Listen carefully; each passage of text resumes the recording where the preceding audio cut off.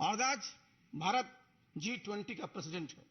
मैंने जैसे पहले भी कहा, 5वीं आर्थिक पावर है और प्रधानमंत्री जी ने इस देश की एक पहचान दुनिया में दिया है। तो ये गौरव का सबके लिए विषय है, लेकिन किस काम में लगे हुए? बिहार को आगे नहीं ले जाना है। विपक्षी एकता की कवायद को मजबूत करने के लिए मुख्यमंत्री नीतीश कुमार कई राज्यों के भ्रमण पर निकले हुए हैं, तो वही उनके सबसे करीबी रहे आरसीपी सिंह ने बीजेपी की सदस्यता ले ली। नमस्कार, मैं हूं आशुतोष और आप देख रहे हैं टेलीकास्ट न्यूज़। जी हां, राजनीति में ना कोई दोस्त होता है और ना ही कोई दुश्मन होता है। कहा जाता है विचारों की लड़ाई होती है, लेकिन फिर भी ये एक सत्य है कि जब कभी आप विचारों के आश्रय किसी के साथ सहज महसूस होते हैं तो आप उनके बहुत करीबी होते हैं, लेकिन जब आप असहज हो जाते हैं तो उससे काफ़ी दूर चले जाते हैं। एक लंबा अरसा रहा है जब आरसीपी सिंह और नीतीश कुमार का साथ रहा। नीतीश कुमार जब रेल मंत्री थे तो आरसीपी सिंह के साथ उनका नाता जुड़ा। उस वक्त आरसीपी सिंह भारतीय प्रशासनिक सेवा के वरीय अधिकारी थे, दिल्ली में थे। नीतीश कुमार के वो सचिव भी हुआ करते थे। तो उस ज़माने से आरसीपी सिंह और नीतीश कुमार के बीच एक ऐसी तालमेल थी कि वो ब्यूरोक्रेसी में रहने के बाद नीतीश कुमार की पार्टी के बहुत खास सदस्य बन गए। इतने खास सदस्य बने कि जब 2010 में उन्होंने जदयू की सदस्यता ली तो उसके बाद पार्टी के अंदर नीतीश कुमार के बाद सबसे ताकतवर व्यक्ति के रूप में आरसीपी सिंह ही जाने जाते थे। उन्हें जदयू का सेकंड मैन कहा जाता था। ऐसा कहा जाता था कि आरसीपी सिंह ने जो बातें कह दी वो उस लकीर को कोई नहीं मिटा सकता है, स्वयं नीतीश कुमार के अलावा। लेकिन पार्टी के भीतर ऐसी भी चर्चाएं होती थी कि अगर आरसीपी सिंह ने कोई बात कह दी है तो वो समझिए कि वो नीतीश कुमार की ही जुबानी है। वो आरसीपी सिंह अब नीतीश कुमार से दूर हो चले हैं और उन पर काफ़ी हमलावर भी हैं। जब उन्होंने 1 साल पहले पार्टी छोड़ी थी तो उस वक्त से लेकर वो लगातार हमलावर थे। फिलहाल नीतीश कुमार कई राज्यों को भ्रमण पर निकले हैं। इधर 3 दिनों में अगर देखा जाए तो वो उड़ीसा गए, उसके अगले दिन झारखंड गए और अब महाराष्ट्र पहुंचे हुए हैं, जहां उनकी मुलाकात शरद पवार और उद्धव ठाकरे से हुई। लेकिन उद्धव ठाकरे से मुलाकात के बाद उन्होंने मीडिया के सामने जब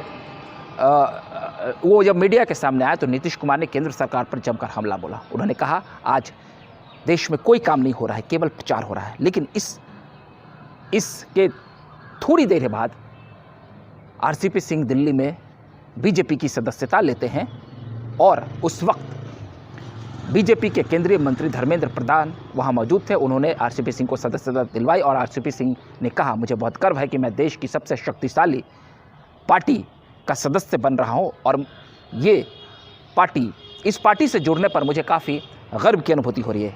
तो वहीं उन्होंने नीतीश कुमार को आड़े हाथों लिया। उन्होंने कहा कि अभी जब मैं आ रहा था यहाँ सदस्यता लेने तो मैंने सुना कि नीतीश कुमार इस तरह की बातें कह रहे हैं। उन्होंने कहा कि नीतीश कुमार को ये याद होना चाहिए, भूलना नहीं चाहिए कि आज भारत एक शक्तिशाली राष्ट्र बन रहा है और ये हमारे प्रधानमंत्री नरेंद्र मोदी की ही देन है। ज़रा सुनिए किस तरीके से आरसीपी सिंह ने नीतीश कुमार पर हमला बोला है।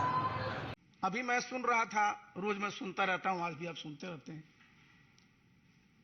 जो हमारे पहले नेता थे वो क्या बोलते हैं कि देश में कोई काम नहीं हो रहा। हमने कई बार उनको आईना दिखाने की कोशिश की कि अगर कोई काम नहीं हो रहा है तो नीतीश बाबू ये बताएं कि आज भारतवर्ष दुनिया में 5वीं सबसे बड़ी अर्थव्यवस्था है। ये कैसे हुआ? ऐसे तो नहीं हुआ। आज अभी मैं आया यहां, उसके पहले मैं देखा मुंबई में उनका प्रेस कॉन्फ्रेंस चल रहा है, बड़ी बड़ी बातें कर रहे हैं। गए किस काम के लिए? जरा सोचिए कि देश कहां चला गया और बिहार आज भी कहां है। पहले क्या बात करते थे वो? जब भी उनके पास जाइए कहेंगे मैं बिल्कुल क्राइम के खिलाफ हूं, करप्शन के खिलाफ हूं। उनको सी शब्द से बड़ा प्रेम रहता है, लेकिन सी से चेयर भी होता है। तो कुर्सी के लिए ही आजकल सब काम में लगे। आप बिहार में चले जाइए साहब, बता रहे थे धर्मेंद्र जी कितनी मेहनत की गई थी जब 2005 में सरकार बनी थी एनडीए की, किस प्रकार से वहां कानून का राज स्थापित किया गया था, किस प्रकार से सब व्यवस्था की गई थी। और आज बिहार में जाइए, सब तार कतार हो गया। 2005 से भी बुरी स्थिति होगी कैसे नहीं साहब? आप एक मुख्यमंत्री का नाम बता दीजिए पूरे देश में जो 3 दिन में 3 प्रदेश में है। एक दिन उड़ीसा में, दूसरे दिन झारखंड में, तीसरे दिन महाराष्ट्र में। किस काम के लिए है? बिहार की जनता ने उनको मैंडेट दिया था, बिहार को विकसित प्रदेश बनाएंगे। तो सुना आपने किस तरीके से आरसीपी सिंह ने नीतीश कुमार पर हमला बोला। वो कई मौक़ों पर कह चुके हैं कि नीतीश कुमार अब कोई काम नहीं कर रहे हैं, उनका जनाधार गिर गया है, उनके पास कोई काम नहीं है।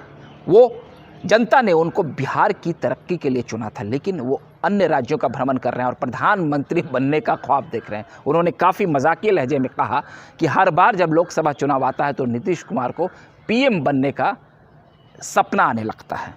उन्होंने ये भी कहा कि ये देश काफ़ी तरक्की करा लेकिन बिहार पिछड़ा रह गया है। उन्होंने यहाँ तक कह डाला कि 2005 से भी बुरी स्थिति बिहार की हो गई। बहुत बड़ा बयान आरसीपी सिंह ने दिया। आरसीपी सिंह नालंदा जिला से ही आते हैं, नीतीश कुमार के गृह जिला से आते हैं, उनके स्वजातीय हैं, वो भी कुर्मी समुदाय से आते हैं। कहा जाता है कि नीतीश कुमार और उनके बीच एक ऐसी तालमेल थी, तालमेल के साथ साथ दोस्ती भी थी जो कभी टूट नहीं सकती थी। लेकिन क्या कारण हुआ कि नीतीश कुमार का अपना कुनबा ही बिखर रहा है। उनके पार्टी के प्रखर और काफ़ी तेज तर्रार प्रवक्ता अजय आलोक ने भी पार्टी छोड़ दी है, वो भी बीजेपी चले गए हैं और अब आरसीपी सिंह भी बीजेपी की सदस्यता ले चुके हैं। आने वाले समय में हो सकता है कि जदयू के कुछ और लोग पार्टी से पाला बदल ले, क्योंकि जब राजद के साथ जदयू का गठबंधन हुआ है तो पार्टी के भीतर एक काफ़ी बड़ा अंतर्कलह हो गया। उस अंतर्कलह को पाटने के लिए नीतीश कुमार इन दिनों राष्ट्रीय राजनीति की ओर अग्रसर हो रहे हैं ताकि लोगों का ध्यान उस तरफ जाए, क्योंकि नीतीश कुमार राजनीति के माहिर खिलाड़ी माने जाते हैं। वो चाणक्य की भूमिका में होते हैं। शायद इसी वजह से बिहार में आज तक कभी भी उनकी पार्टी और उन्होंने पूर्ण बहुमत हासिल नहीं किया, मगर वह सत्ता में हमेशा बने हुए रहे हैं और 22 सालों से बिहार के मुख्यमंत्री हैं। नीतीश कुमार को पता है कि शासन कैसे किया जाता है। इस बात पर आरसीपी सिंह ने भी काफ़ी तंज कसा। बहरहाल ये एक बहुत बड़ा मसला है कि आरसीपी सिंह नीतीश कुमार के ऊपर कई आरोप लगा रहे हैं और वो कह रहे हैं कि जिस नीतीश कुमार ने राजद के सामने संघर्ष किया और जनता की अदालत में उन्होंने यह साबित किया कि हम बिहार से जंगल राज मिटाएंगे और राजद की सरकार को हटाएंगे, उसी के साथ अब उन्होंने तालमेल कर लिया। इसका मतलब बहुत बड़ा है। आरसीपी सिंह का यह बयान बहुत बड़ा है, अपने आप में यह बयान बहुत मायने रखता है। वो जनता को ये समझाना चाह रहे हैं कि जिस परिस्थिति में बिहार थी उस परिस्थिति से उसे उबारने के लिए नीतीश कुमार को जनता ने वोट दिया था, मगर अब नीतीश कुमार उन परिस्थितियों के साथ ही खड़े हो गए हैं। बहरहाल ये बहुत ही दिलचस्प राजनीति है बिहार की। आने वाले समय में क्या बिहार की राजनीति किस कर बढ़ जाएगी, क्योंकि आरसीपी सिंह ने तमाम उन योजनाओं को नज़दीक से देखा है, उन विकास कार्यों को नज़दीक से देखा है, नीतीश कुमार की राजनीति को नज़दीक से देखा है।